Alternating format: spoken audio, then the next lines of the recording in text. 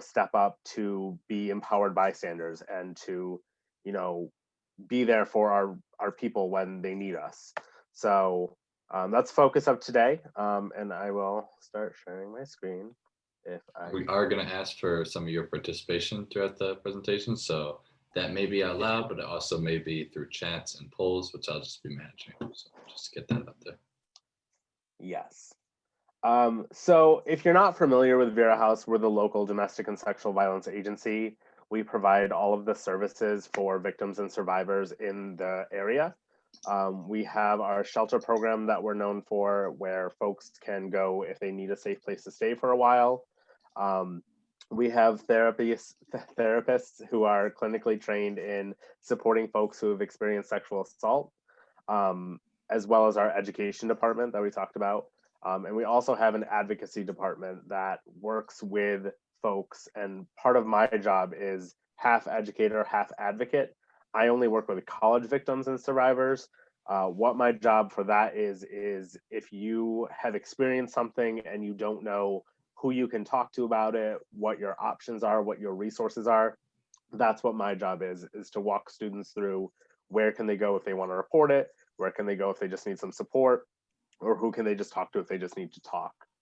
Um, Again, that's me. I'm Chris. My pronouns are he, him. Eli. That's me, Eli, and I am also he, him. Um, like Eli said, today we're gonna, this is meant to be more of a conversation. So we want to be able to, really embrace what that means.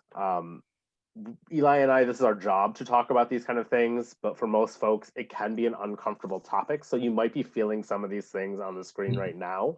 Um, Hopefully, they're not too, intense for folks, but they can be. Hopefully, you're not in this place right now, but eventually, towards the end of the conversation, hopefully, we'll be here where we're just a little bit more comfortable talking about this kind of stuff. It's important to embrace how awkward this can potentially be, because if we don't, embrace the spirit of conversation, then we're not going to be able to address things when they come up. So with that, we just ask folks, you know, we're all at different places with where this stuff is in our foundation of learning around it. Today's conversation is meant to be just that. How can we, come together to raise awareness and um, have conversation around these issues? We ask people to bring questions, bring yourselves to the conversation, but just do it with a level of respect and non-judgment so that we can, have the conversation that we're here today to have. But we're myself and Eli will hang around at the end after the presentation ends if people do need to connect for support. But feel free to use the chat to unmute yourselves, do what you need to do. Obviously, with the topic of domestic and sexual violence, we know that these things can be very personal for folks, whether they've experienced it, grew up in a house seeing it, have a friend who's gone through something. They're very personal issues. So do whatever you need to do to take care of yourself. Like I said, you can private message Eli or I in the chat also if you need, some clarification or some support. Just reach out and we'll go over resources at the end as well. So, All right. Eli. So this is a little activity that we like to do in the beginning of presentations, just to kind of get our blood flowing, and it kind of touches on perspective and how all of us come from a different place and different perspective. So Chris is going to show a quote, and I'm just going to simply ask you guys to count how many letter F's are in that quote. I'm going to try. My Zoom looks like it just froze on me. Hopefully you all can see it. Yep. But my Zoom is frozen, so I cannot share the poll. Okay, that's fine. So instead of sharing a poll, let's see if I can. All right, I am going to launch this poll. Does everybody see that poll? Okay, great. So count just how many letter F's are in that statement. Fairness is the final result of years of effective effort combined with the experience of diversity. So we got 4 people that have voted.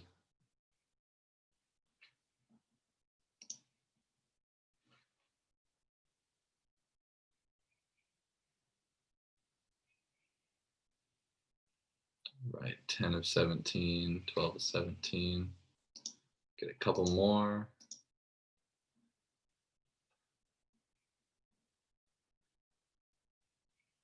All right, 13 of 17. I think that's pretty good. Okay, so Chris, are you with us? Okay, great. You could just share your screen again, and then we will get on our way. There we go. Hold on one second. If you could just make me co-host again, then I can. I apologize. My Zoom just decided to freeze because, this is how you live in the digital world. Everything just stops when you don't want it to. And, you know, it's really fun and exciting. Um, just hold on one second and I will reshare my screen. There. Go to the next one. Sorry. Is that what you said? Yeah, you can go to the next one. Okay. My bad. And in this poll, no problem. All right, so how many did you count? So in this poll, we have 9 people voted for 6 Fs, 2 people voted for 7, and 2 people voted for 8 Fs. And that was 13 people that voted. So you can go to the next one, Chris. All right, now if we read it together and just count them out loud, fairness is the final result of years of effective, which has 2, effort, which has 2, combined with the experience of diversity. So correct me if I'm wrong, but that's 9 Fs. So nobody actually voted for 9 Fs. We had the most guesses for 6, the most guesses for 7, and the most guesses for 8. So that's just a little activity on perspective because disclaimer, the first time we did this, I know that I guessed 6 immediately. And the reason is for that is that it's just an activity on perspective. We tend not to count the little details like the ofs, even though there's an F in it, because it doesn't sound exactly like we're used to the F hearing in fairness or final. And basically what we kind of want to do is to make an analogy to the work that we do in sexual and domestic violence. It's a lot of the details that get overlooked sometimes. We tend to look at the big picture, which is, physical domestic violence or sexual abuse that's rape or something, and we don't look at the details like the ofs. And the ofs could be the jokes, the things that we say to normalize or legitimize rape culture, or any misogyny or sexism in the work that we do that also perpetuates these issues and normalizes them. So thanks. And as we're going through the presentation, we just want you to make sure you keep that in mind, of how this stuff shows up in small ways in our lives.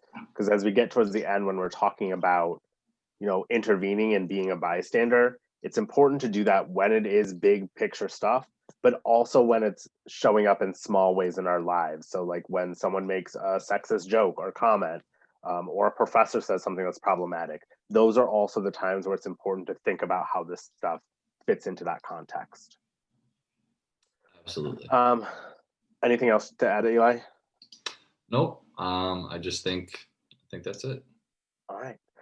So the next thing that we're going to do is another activity. This one is an agree, disagree, unsure activity. So it's going to be another poll. And I'm going to put up a statement that you're going to either say that you agree with, that you disagree with, or that you're unsure or in the middle. It depends. I don't really know. I don't really care. All of that goes in the unsure category. Mm-hmm. So that, and there are no wrong answers with this. Yeah. Just you can be honest and open and say exactly how you feel with it. Agree, disagree, unsure. There's no wrong answers. And then we'll share why you feel that way. So the statement is, yelling at the person you're dating once in a while is not abusive.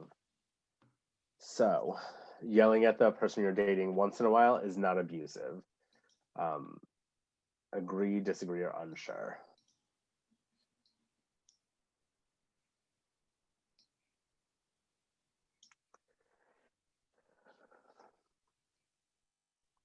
And this is one where definitely, we want to hear from you why you feel the way you feel. So once we close this in a second, we'll have folks share. So we've got 10 folks who answered. Just give you guys another second.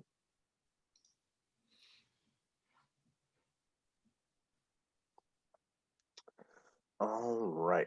So I'm going to close it now. Oops.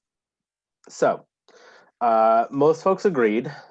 Some folks, so 7 of the math 11, 12, 13 folks who answered said that they agreed. 4 folks disagreed and 2 were unsure. So if you were in either the disagree or the unsure side, we'll lump you guys together for right now. If you want to share why it is that you disagreed with the statement.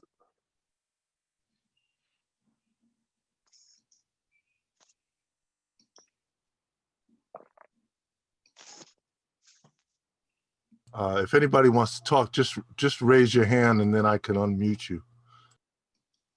Thank you much. Looks like we got Kwaku and Marlon that want to speak.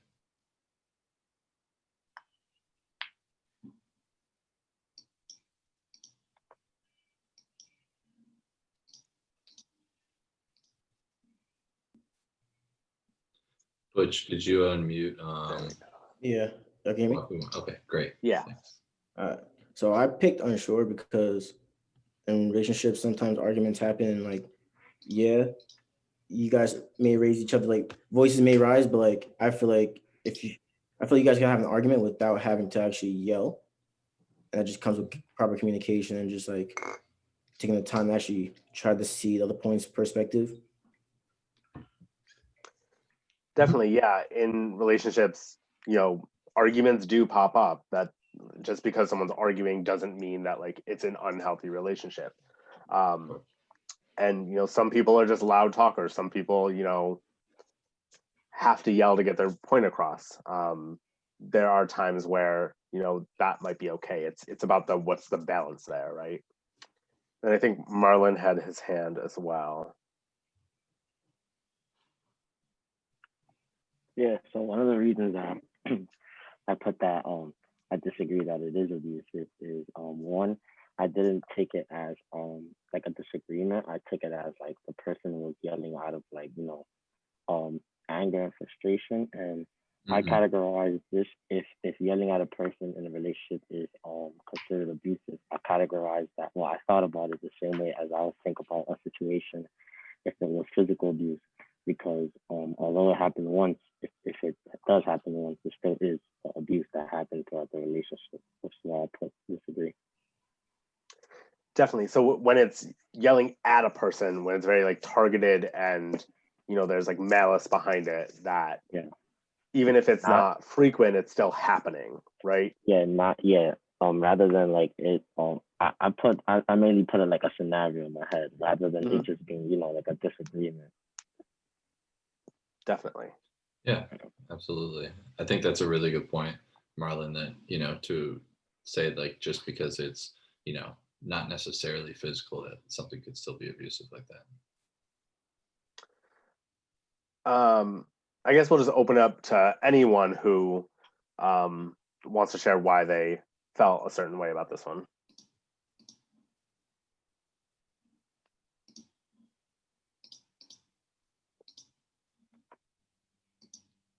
And feel free to use the chat if you're less bold. If there's anybody from the agree category, just because we haven't heard from them, feel free to speak up, raise your hand.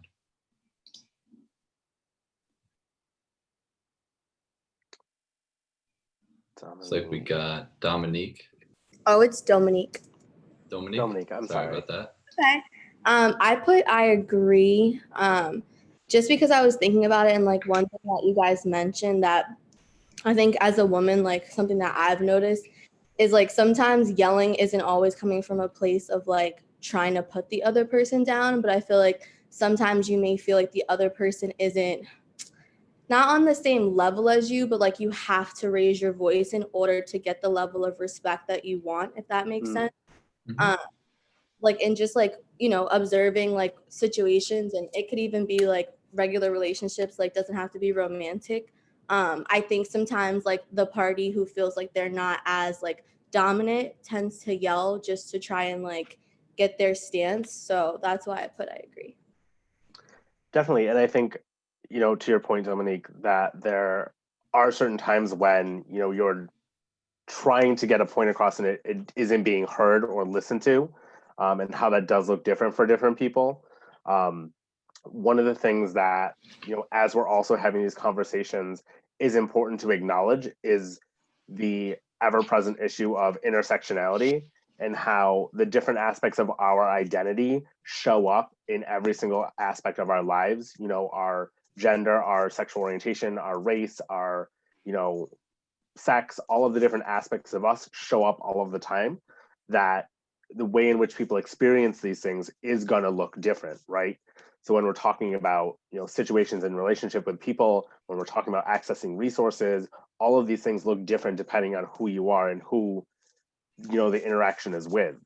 I know for myself, I was an only child. My partner was one of 4, 5. Oh, I should know how many siblings he has. 4. No, 3. Oh, there's 4 of them in total. But his house is very loud and my house was not very loud. So I'm used to quiet conversations, hey, what are you doing over there? Whereas his is very loud and very energetic in their speech and hand movements when they talk. And I'm not. Well, I am, but in our relationship, I'm not. So it was an adjustment period of like, we have different communication styles also that we had to kind of balance and figure out, okay, I'm talking loud, but that's because you're in the other room and I need you to hear me. I'm not yelling at you. I'm just yelling so you hear me. There's a balancing act there. Anyone else? Thanks for that, Dominique. That's great insight. All right. Any last thoughts before we move on? I think with this, it's definitely, when we're talking about what is and is not abusive, there are definitely things that are really up to the individual to decide. Things like yelling are things that might show up in relationships, in healthy relationships and unhealthy relationships. When we're looking at, once in a while, what does that mean? Is this once in a while every couple times that we fight? Is this once in a while, like an hour? Those things are really important to consider when we're talking about what is and is not abusive.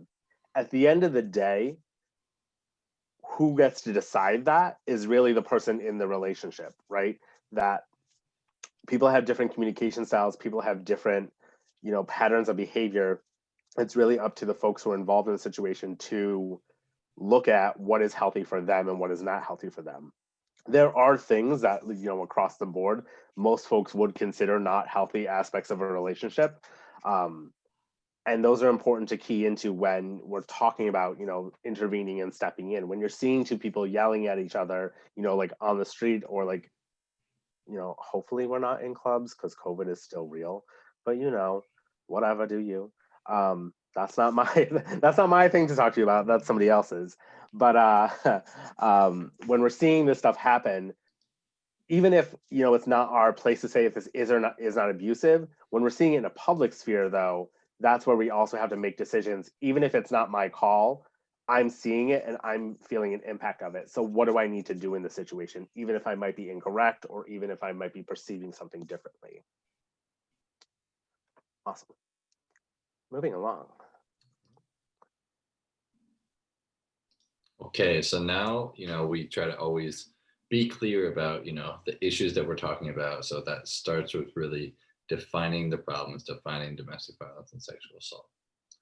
So domestic violence is a pattern of assaultive and coercive behaviors, including physical, sexual, and psychological, that a person uses against their partner. So that's domestic violence. Chris, if you go to the next one. And then sexual violence, we're defining as expectations of sexual acts combined with tactics to compel submission without consent. Now, if we could just break this definition down a little bit into 2 parts, we'll start with the first part and we'll say expectation of sexual acts. And the second part will be tactics to compel submission without consent. Now, you could use your chat here, or you could raise your hand to speak up. I know this is a little bit of an uncomfortable situation, uncomfortable topic for some, but if you could just raise your hand or you utilize the chat, what would be some expectations of sexual acts that people have? And this could be certain times of the year, certain events, certain actual sexual acts. I think Kwaku had his hand raised up.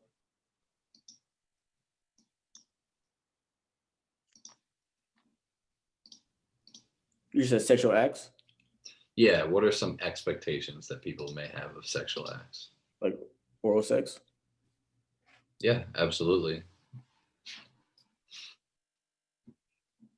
Anybody else? And you can also think of certain events, certain times where people sort of have this thing in the back of their head where they may expect to have sex at this big event or expect to carry out some sexual acts.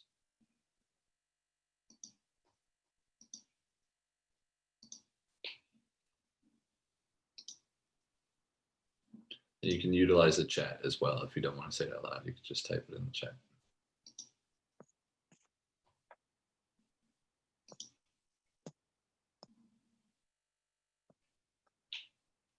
You should be able to unmute yourself right now. Thank you. Just in terms of if you're in a relationship, sometimes your partner may expect you to have sex whenever they would like, which is not necessarily okay. Yeah, That's one absolutely. Absolutely. No, yeah. Sometimes like your partner does have that sort of expectation of whenever they want to have sex, then they should be able to get sex and everything too. And in the chat, I see Deshaun Austin said dates. So yeah, that's another good one. Sometimes if you go out on a date, sometimes one partner has this expectation in the back of their head that, oh, they deserve sex after this date. And you know, you can get into all the particulars too. Like if one person is to pay for dinner, then they should have sex or something like that. So those are good expectations of sexual acts. Does anybody have any other insights, comments?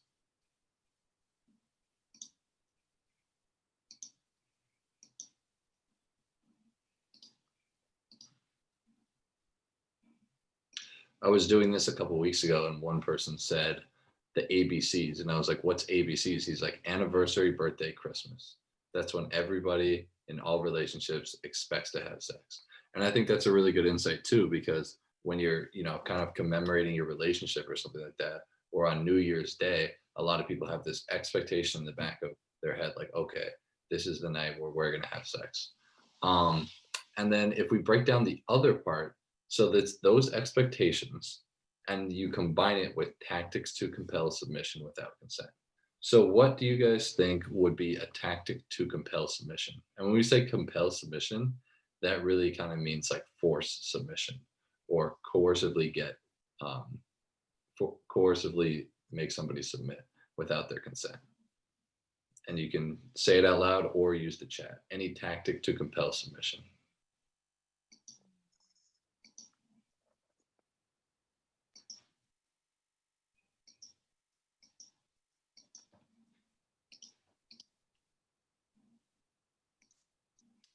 Okay, from Nicole in chat, she said making someone feel bad for not wanting sex. Absolutely. That is a really great one because that's really kind of a manipulative tactic where you can make somebody feel bad or try to make somebody feel guilty for not having sex. Anyone else? Just want to type it in the chat.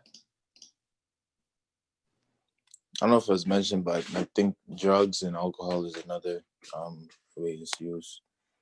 Yeah, absolutely. Absolutely. That's another really good one too, because it's definitely a tactic that can be used. You know, you hear sort of the thing all the time that common sort of notion at parties that once somebody's drunk enough, oh, they'll submit. It will be easier to have sex with them. And the same thing with drugs. So absolutely, that's a very common one. Thank you for that. And another one could be simply just not taking no for an answer in a conversation about sex or about consent. There's a lot of nuance really to this. So when somebody says, no, or I don't want to do that. Somebody could easily look at that as, well, they're not physically protesting, they're only verbally protesting. So does it really mean no? And stuff like that. So those are really good examples. And when you combine those two parts, those expectations that sort of people have in the back of their head that are probably unfair, and then those tactics to compel submission, that really makes sexual violence. So when you have the expectation of, say it's your anniversary, it's New Year's, and then using a tactic such as drugs or alcohol or making somebody feel bad, that equals sexual violence. And you're welcome to go on, Chris. And this one's me, isn't it? When we look at how both of those kind of definitions intersect, when we're looking at domestic violence as a whole, when we're looking at sexual violence as a whole, and really when we talk about any form of violence, intimate partner violence, homophobia, sexism, racism, transphobia, all of the forms of violence that we can look at in our society, when we ask people like, why does this stuff happen? People tend to, share like, oh, that person, they just have mental health problems, or they just drink a lot, or they were just really stressed. When in reality, those are factors, those aren't causes. When we look at the true root forms of all forms of violence across, any line, they're all rooted in power and control. The belief that as an individual or group of individuals, that I am entitled to a level of power over another person, and again, using tactics to control a person to get that feeling of power from them. When we talk about, intimate partner violence, it's less about the actions or behaviors that are happening. It's more about how a person is understanding what power means and how they want to get it from another person. When we look at sexual violence, oftentimes people think it's just about the sex aspects of it, of, oh, this person was so sexy, I just couldn't control myself. When really it's about how can I manipulate a situation to feel like I have power over this person and control over this person's actions to get what I want out of the situation. If we understand violence from this lens, it really does help us to understand why this stuff happens, why it's so frequent, why some people don't even recognize that they might be doing things that are based in power and control, and how we can re-understand these aspects of how we're getting power and control can really help us to understand how we can work to prevent it. Going back to kind of that first agree, disagree on sure activity, it's also important to consider how all relationships exist on a spectrum in relation to power and control. That on the left, there's healthy relationships. And healthy relationships don't mean that they're all, puppies and kittens and rainbows and unicorn farts. In healthy relationships, it's totally normal for things to, like arguments to exist, right?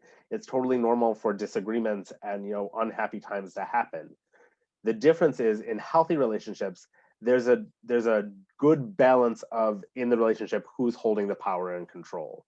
That decisions are being made with a level of communication and mutual decision making that balances out this power and control. In the middle are unhealthy relationships.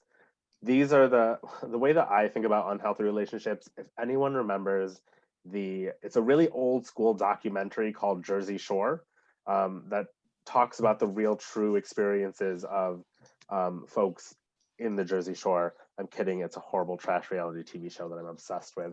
But Sammy and Ronnie were these two individuals on the show who had a very unhealthy relationship, where it was this constant like back and forth of, you call me a jerk, I call you an asshole, I cheat on you, I throw all your stuff on the lawn, I kick your cat, I burn your car. This escalation of this back and forth of this struggle of balance for power and control. Both folks, trying to grab at it. Unhealthy relationships can become healthy with work and time and effort and trust and communication, but they can equally become abusive relationships. And abusive relationships truly are inherently one person in a position of power over another person, or believing that they are and using that against another person. And this can show up in any type of relationship. This isn't only men can be abusive towards women, only you know, exists in heterosexual relationships across the board. If a person is, you know, utilizing their power over another person through tactics, that's where the abusive nature comes in. So, speaking of abusive relationships, we're going to kind of go over the types of abuse, and there are 4 main types of abuse that that we really categorize at Vera House, and we want your participation, whether it be in the chat or just out loud. You can unmute yourselves, and we are going to go to the first slide. Chris, if you could just switch that. So if you look at this little comic, the person on the right says, "I was just joking, stop being such a girl about it," and the other person is thinking, "Wow, she's right." So what kind of abuse do you guys think that might be?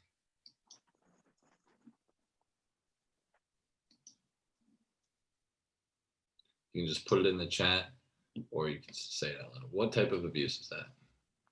Psychological. Yeah, psychological. That's a good guess. Anybody else? Verbal abuse? Yeah, so we're going to categorize that one as verbal abuse because it's something that somebody says that's actually causing harm. Now, to understand verbal abuse better, in the chat, I give you complete permission to use profane language. What other things may people say to each other that may be verbally abusive? What terms may they use, or what may they say to their partner? Anybody else that may be verbally abusive?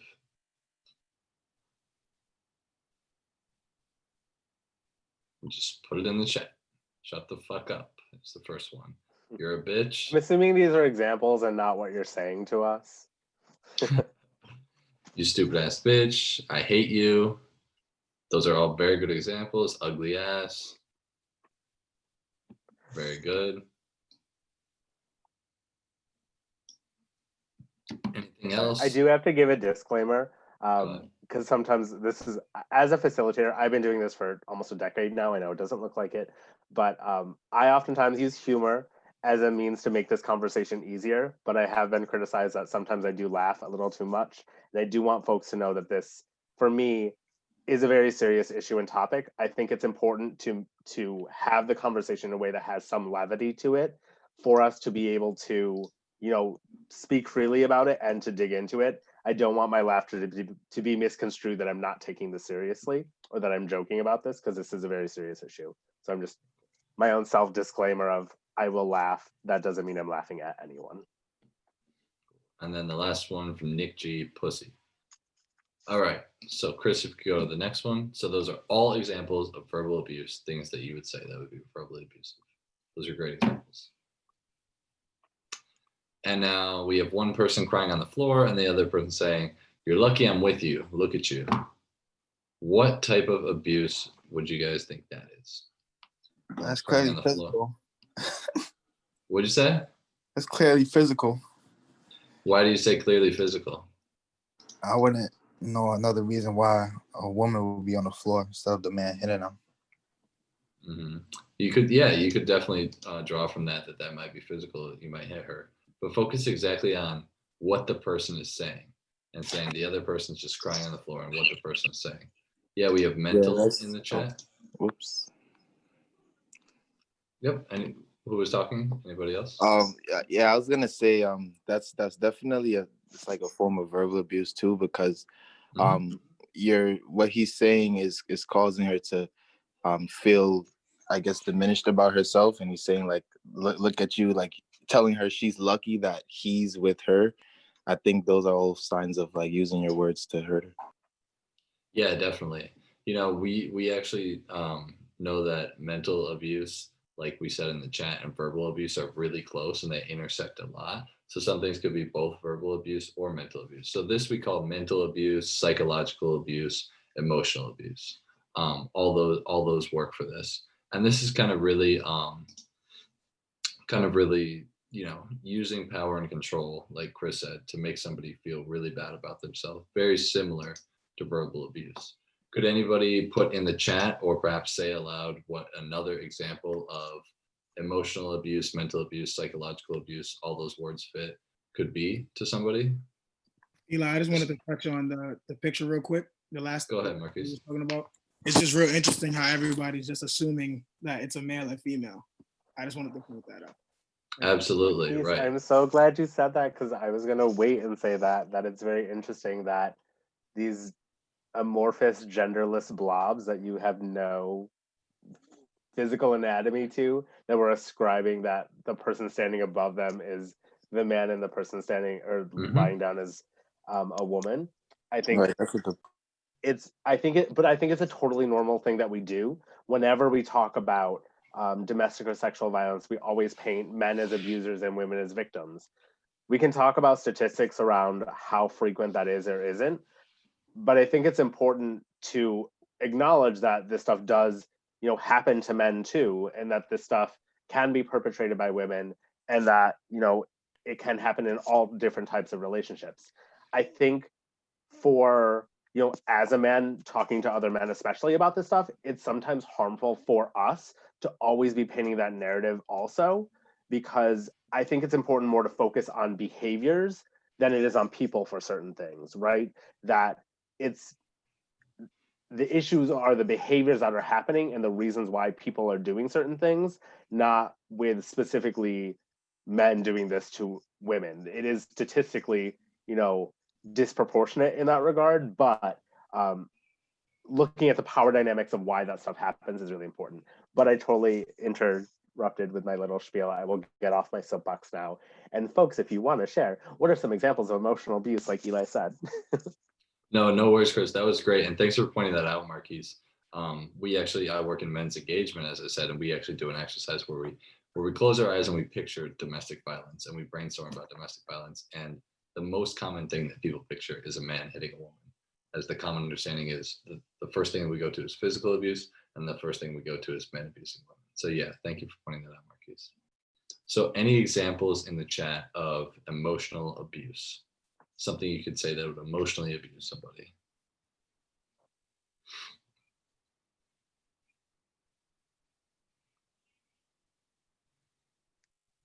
And you can think about sort of the caption here. You're lucky I'm with you. Look at you. One time, or a lot of times, we get this one that I'm gonna put in the chat. Maybe you do it. You're no good. No. Sometimes you tell people, and right, Chris just had a great one. Gaslighting. Does anybody know what gaslighting is? Does anybody want to say what gaslighting is? It's something may not everybody be familiar with.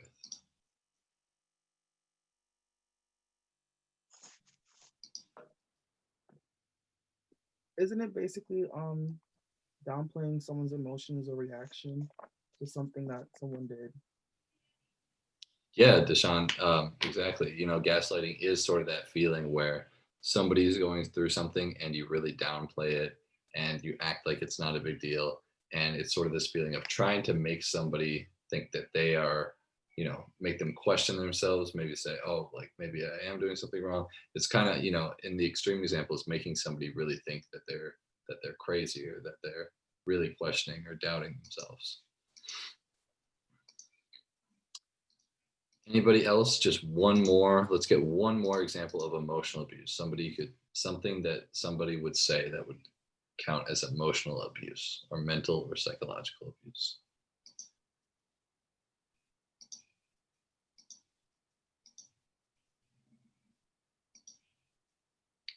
Bringing up the dead or the past. Yeah, that's a really good one too. Bringing up things in the past that necessarily aren't really fair to bring up at the present moment, that don't have anything to do with the current situation, or bringing up the dead, a tragic thing that happened and really playing on somebody's trauma.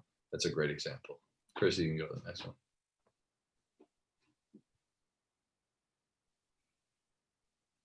Okay, so now what's this one? Should be the easiest one yet.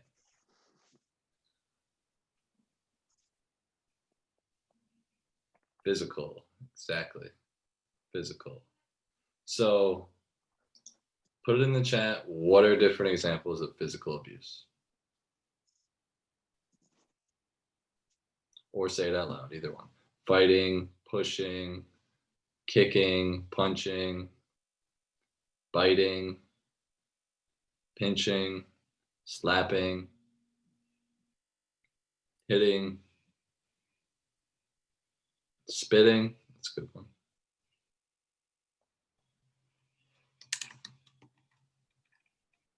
I'm also gonna put choking. Yep, that's exactly what I was about to put in the chat. Yeah, those are all different examples of physical abuse. And Chris, if you go to the next one.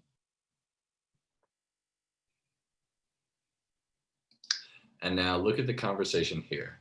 One person says, they said no at first, but I totally played the if you loved me card.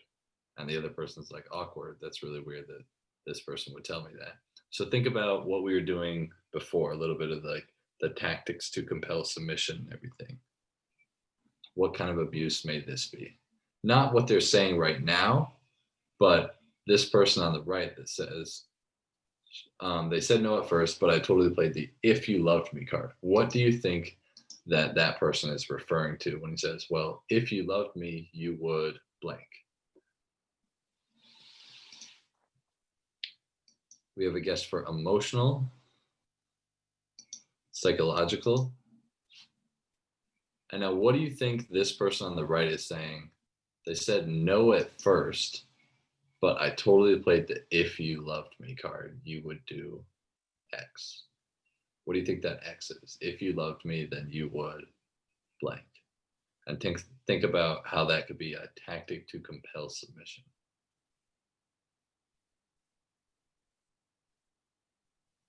Any last guesses? And then I will give you the answer.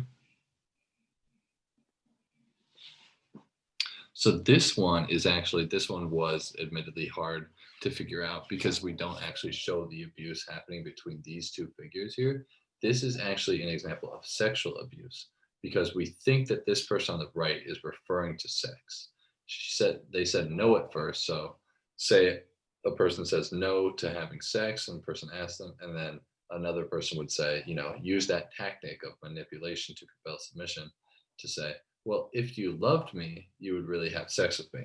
And that makes the person feel bad about themselves. And like we said before, all these different types of abuse intersect, a lot of times when people, do things like this for sexual abuse, it could also be emotional abuse because it's kind of emotional manipulation to that. So you guys were spot on with that. Chris, if you could just go to the next one.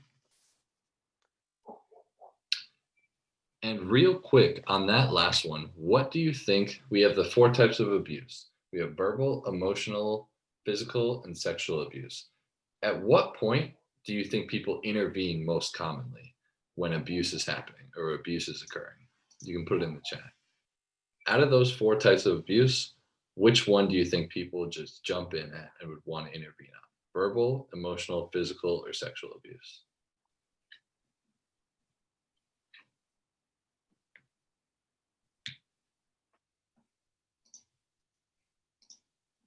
All right, we have 4 guesses for physical, yes. And then we have 1 for verbal, physical, verbal. Right, so it's actually verbal, it's actually physical abuse, sorry about that. We have them in sort of a spectrum because oftentimes this is how, according to a lot of studies and the way that we study relationships, it may start with verbal abuse, lead to emotional, lead to physical, and lead to sexual finally. But yes, physical abuse, because it's oftentimes the most easy to point out as an abusive behavior. When emotional abuse or verbal abuse, people often pass it off as, well, that may not be nice, but that's not really abusive and stuff like that. And physical is, just as we all saw, the easiest one to guess, the easiest one to point out, and what we usually think of when we hear abuse or domestic violence. So you can go on, Chris.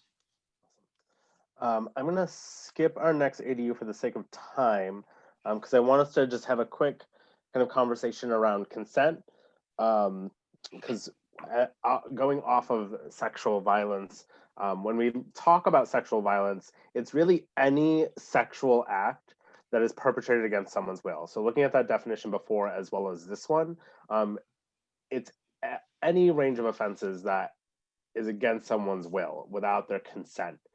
So things like can be physical in terms of sexual assault or rape, but also things like sexual harassment also fall under that category. So things like manipulating a person into doing something that they don't want, or jokes, comments, touching, all of those things are under the umbrella of sexual violence. And they all have to do with consent. So it's important to think about what is consent then. It is something that isn't always 100% black and white. So that's why it's important to really unpack and understand in a situation, do I know that consent is present, or is it something that might be a little murkier than that? Really, when it comes to sex, consent should be a part of the conversation because it is really a conversation. On the New York State Penal Code law definition-y side, there is laws around when something isn't consensual that I'm not going to talk about because I'm not a lawyer. I definitely don't get paid like one. But for college campuses, there is some language around, for college students, what does consent look like? In the state of New York, all colleges have to have the exact same definition of consent, and it is a affirmative consent language.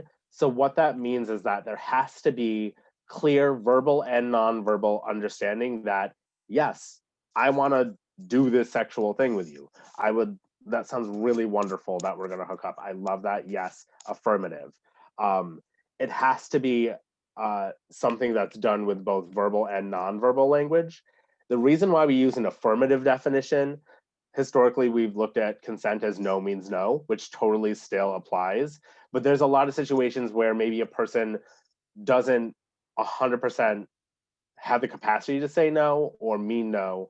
Or I'm sorry, mean yes when they might mean no. So, if a person is intoxicated and they can't even like say their own name, they're clearly not in a position to be able to say yes. If they're passed out, they clearly can't say no.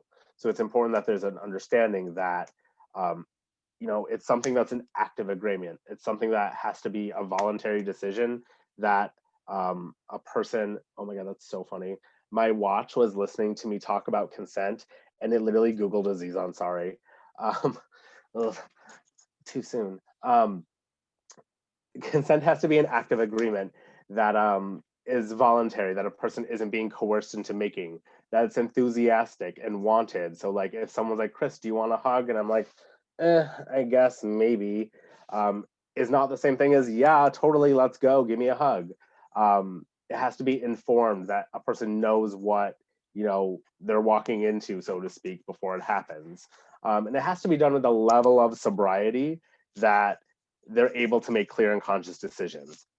I'm not going to sit here and be like, oh, you have to be 100% sober or else it's non-consensual because I'm a functional adult. You are all functional adults. And it is possible to have consent if you have been drinking. The line is to what point, right? As a person, I'm a lightweight. I have one glass of wine and I am ready for bed. My partner, I'm not going to say how much they drink, but it's a gross amount of beer in a very short amount of time, and they're totally fine to still drive a car. So our tolerances are very different. Our behaviors when we are tipsy or drunk or buzzed are very different. It's important to key into, do I know that this person is making sober, conscious decisions to be able to engage in this behavior? Again, it's both verbal and nonverbal. So if their body language is like closed off and they're turning away, not making eye contact, not saying like an actual yes and using language like maybe, I guess, I don't know, that's not the same thing. And it's a clear indicator that the person is not very comfortable. The behavior and the words have to match. There are times when consent is invalid no matter what, if it's coerced. So if there's like any level of, if you don't do this, something bad is going to happen, or if you do this, then you will benefit in some way, and there's manipulation to get them to say yes. If there's any intimidation or actual threats, if it's forced, when given by a person who's mentally or physically incapacitated, which includes an intoxicated person.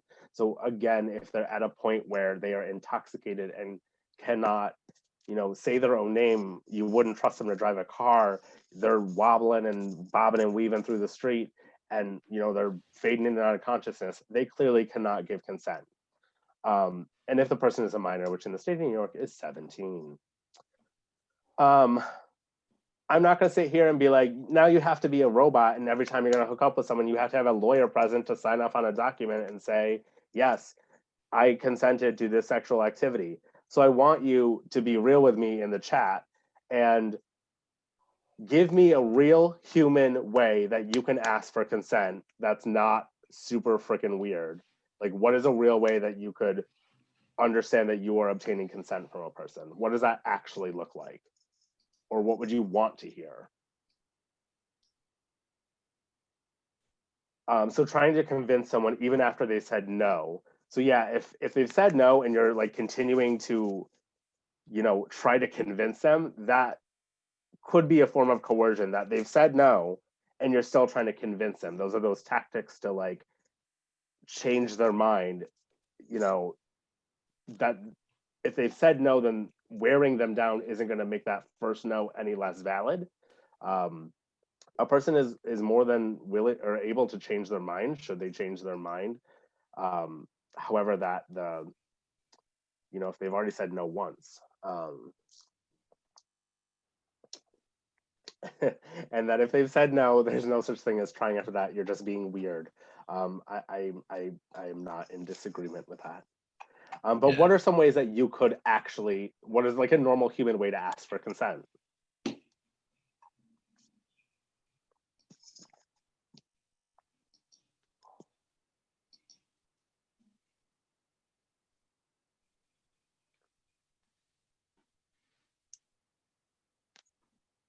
I'm concerned about your sex lives if you're not. Go ahead. Were you gonna say something, Marquise?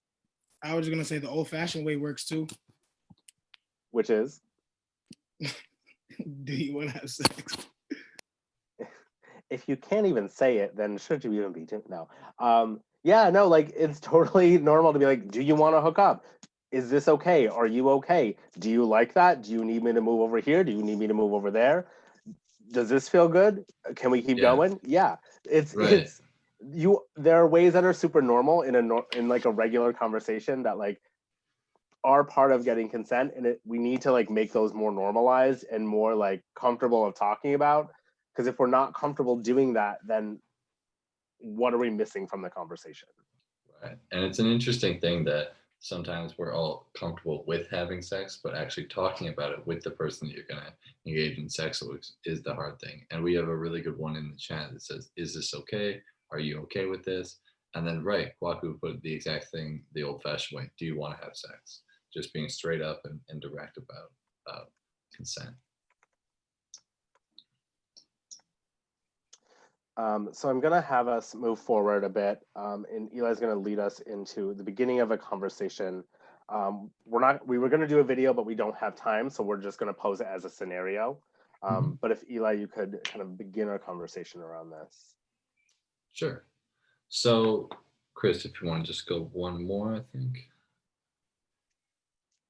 Yeah, so being an empowered bystander is something that we really try to talk about a lot in the work that we do. So what do you all think that means to be an empowered bystander? So just an empowered bystander, somebody that watches something and is empowered. What does that mean? Having the courage to speak up. Oh, just having the courage to speak up for those who can't or who right, having the courage to speak up. Absolutely. Anybody else want to expand on that? Like intervening when they see something like wrong happening? Yeah, intervening when they see something wrong happening. Great. That's a great one. Anybody else?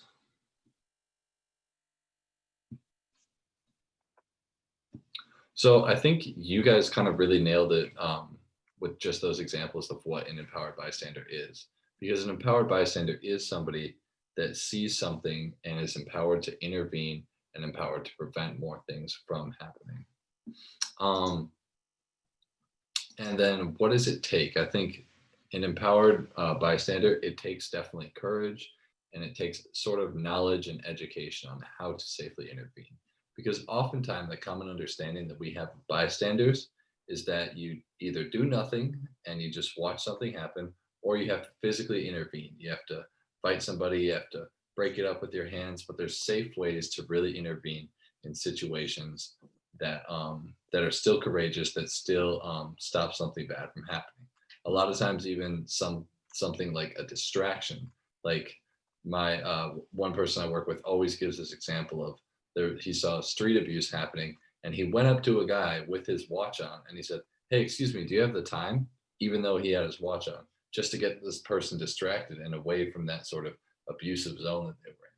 Also, oftentimes a really disapproving look can happen if somebody is doing verbal abuse or committing verbal or emotional abuse. Looking at them or getting a couple people to look at them, they will shut up right away. I've seen it happen and I've done it myself. And then I think what gets in the way is a lot of times the example of not knowing what to do, not thinking that other people will support you. This happens a lot with the youth I work with when somebody says a sexist joke or something like that, and everybody laughs. And a couple of people are uncomfortable, but they're like, well, if everybody's laughing, nobody's going to support me. But in reality, a lot of times other people disapprove of it as well. And other people think that it's not okay. And when you do speak up, other people are there to support you and say, hey, that's not cool. That shouldn't be happening. We have to do something about it. Chris, if you want to go on. Yeah. So we're gonna spend a little bit of time now. I'm gonna put it in the chat, but I want us to make this real and look at a scenario.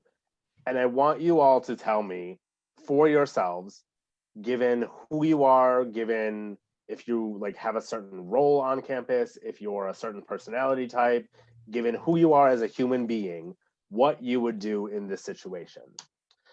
So I put it in the chat, but I'm going to read it out loud. So you're at a party, music's bumping, everyone's having a good time, chillest night ever. It's only 5 people and you're all wearing masks because this is quarantine still. You're being responsible. But one of the randos that you don't know of this sea of 5 people starts feeding shots to this one other person who you think might be some person from your class. You notice that person from your class is starting to stumble and they're slurring their words, they're spilling drink all over your new shoes. It sucks. That first person though now starts kind of like holding them up because they're starting to slump over and starts leading them out of the party. So there's 3 questions on the screen. You don't have to answer it with that. But given this situation, what is something realistically that you would or could or should do?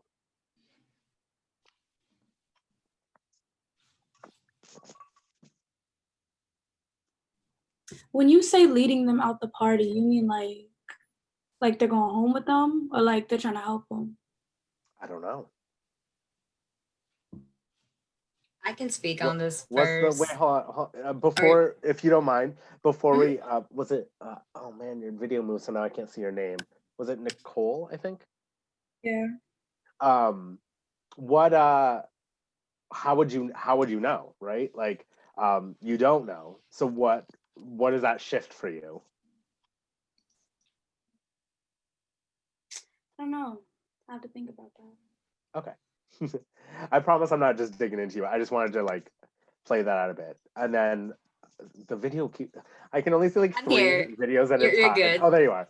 You're good. So speaking on what I would do personally, just being honest, like regardless of the gender, I would go and ask them like, are you good? Are you okay? But when it goes to like, seeing them stumble, but if I see somebody leading them out of the party, I will be honest, like if it's a guy, I probably won't do anything. But if it's a woman being let out, that would depend on if she's being led out by another woman. I probably wouldn't do anything.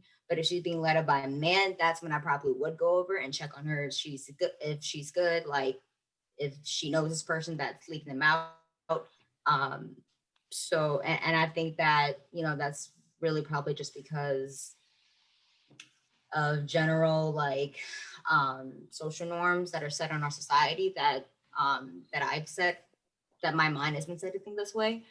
But I think after thinking about this, regardless of the gender, I should be checking on if that person is okay.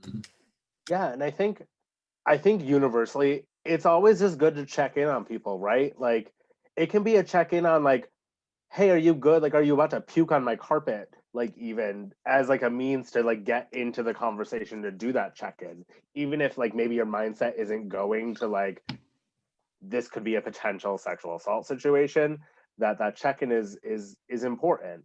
Um, and obviously, when things are in a perspective that we're more likely to think on that check in, that interrupting of oh, aren't you in my chem class, like I'll walk you home, like I know where you live, if it's someone that they're not like seemingly comfortable with or it's looking like it. In the chat I see you don't know where they're going, you can come with that person, so mind your own business. People get drunk every day. You're at a party that's not my company. How I'm a judge of the person leading them out, like they mean harm. And that's definitely, you know, a valid thing. Like getting involved in situations that where our perspective may not be of the whole picture, can be a tricky thing to do. I think where that limits us though is that if every single person does that in every single situation, then who is going to be the one that's going to do that should you need help or should it's a person that you know or that you care about? So this was just some rando that might be in your class. What if it was your best friend? What if it was, like, say your younger cousins in town visiting to see if SU is the party school for them, right? Like if that was happening to them and someone was doing it, would that change things for you?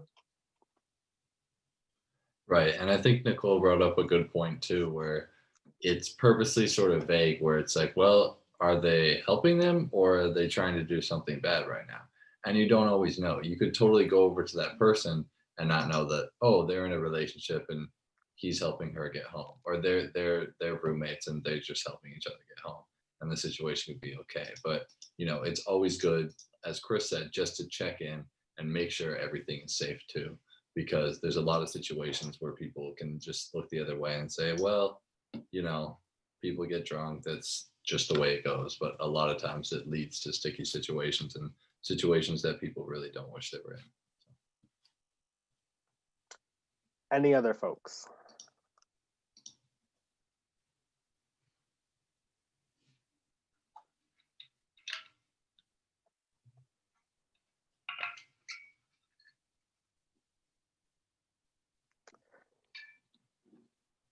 If this situation is too vague, what would it take for it to be less vague? Because we don't always know the details, right? We don't always know, the situation. Say it was your friend that was the one feeding the shots to someone. Does that change things for folks?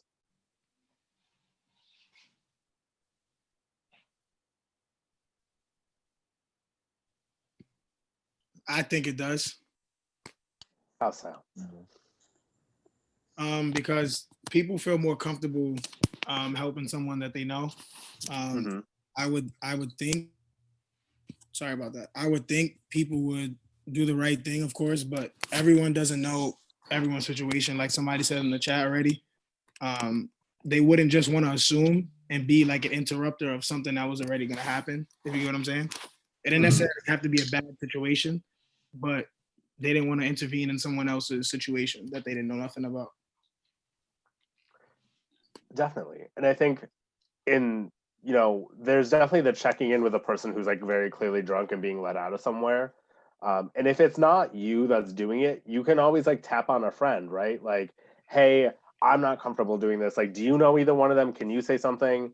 But it's also important to think about, the person that's doing the action, right? The person that is purposely getting someone drunk to take them out of here. If that's like a friend of yours or someone that you can also check in with them of like, hey bro, we good here? Do you know how this looks? Do you know like what could happen if you take this person home? What that's gonna mean for that person, for you, for like us in our circle here? Like thinking about preventing things from escalating or getting worse is an important thing to consider on how it's going to impact either of the people involved, and also how that could potentially impact you in your life as well. Any last thoughts on this before I close this out and open it up for questions, comments, and concerns?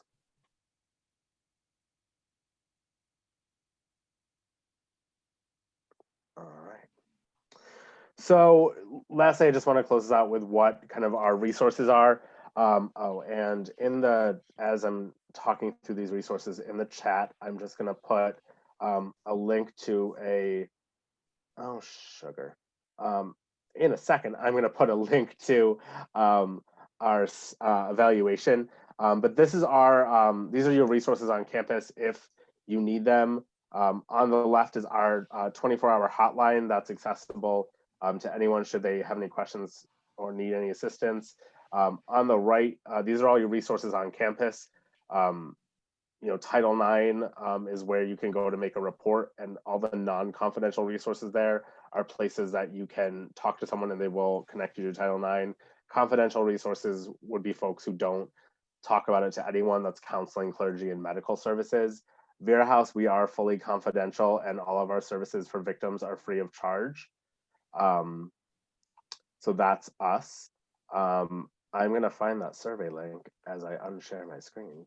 But at this point, any questions, comments, concerns, things that you want to talk about before we're set here?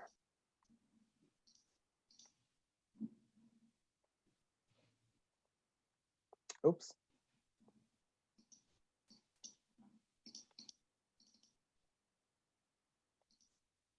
Anybody, any questions? You can ask us anything. We have heard it all, so don't have to censor yourselves at all. Anything that you guys want to ask us or want to bring up.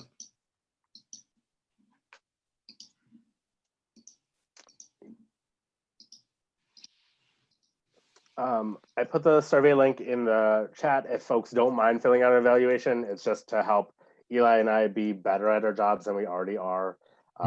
Please give us feedback. It's weird doing this stuff in a digital world. Zoom is weird and hard, and I hate it. And any feedback is great for us to know how to do this better. If there's things that you want to hear about on campus, if there's things that you have questions, comments, concerns about, I'm going to put my contact information in the chat as well. Me as well.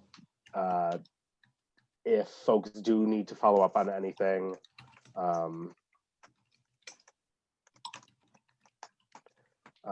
that's my email and my work phone, if anyone needs it.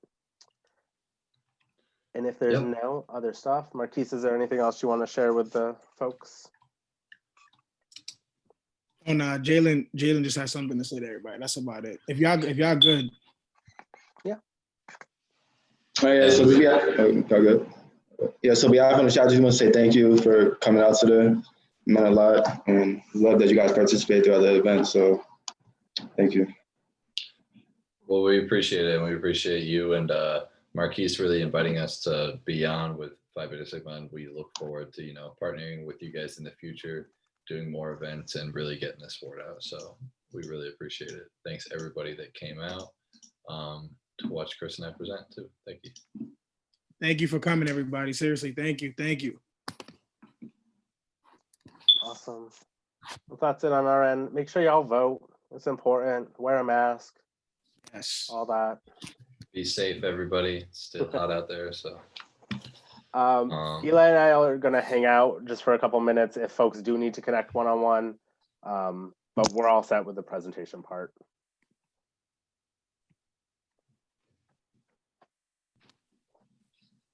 Thanks, everyone. Thank you.